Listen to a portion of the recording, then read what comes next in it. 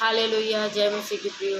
प्रभु यीशु मसीह के सामर्थ्य और जीवित नाम में आप सभी को जय मसीह की प्रियो। आज हम देखेंगे यूहन्ना 15 अध्याय।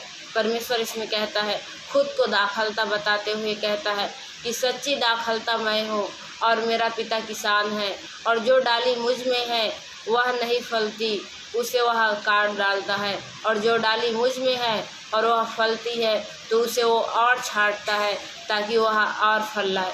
कहने का मतलब ये है प्रियो कि परमेश्वर यीशु मसीह को हम ग्रहण करने के बाद अगर हमारा गुण प्रभु यीशु मसीह के आज्ञाओं के अनुसार नहीं चलता है, हम फल लाने वाले व्यक्ति नहीं रहते हैं।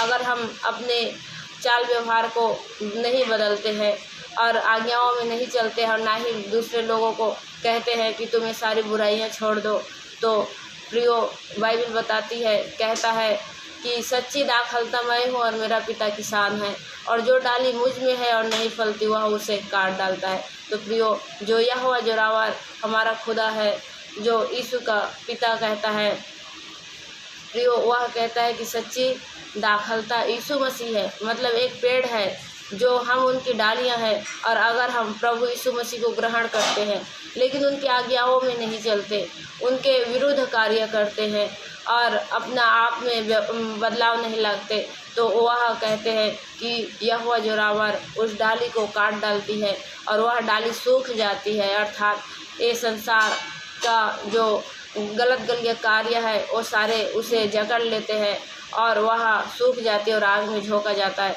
तो आग में कैसे झोंका जाता है प्रियो? आग में उसकी जल्द ही मृत्यु हो जाती है, या फिर वह व्यक्ति ऐसे परेशानियों में और ऐसे लड़ाई झगड़े बीमारियों में ऐसे फंस जाता है और वह अपने जीवन के सही मार्ग पे नहीं चल पाता है, इसीलिए वह आग में झोंका जाता है, अर्थात नरक में जाने योग्य कार्य करने लगता है।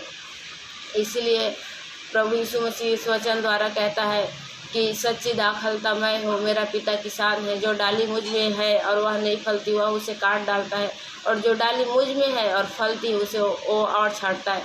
तो इसका मतलब है प्रियो कि जो डाली है वह आज्ञा के विरुद्ध कार्य नहीं करता, आज्ञा पे चलता है। जो मनुष्य परमेश्वर को ग्रहण करता है और आज्ञा के विरुद्ध कार्य नहीं करता, आज्ञा पे चलता है, वह परमेश्वर उसे और ज्ञान बुद्धि देता है ताकि वह और फल लाए और लोगों को भी समझा सके कि परमेश्वर की आज्ञाओं में चले, ऐसा करके। इसीलिए प्रियो, हमें परमेश्वर की आज्ञा में चलना है।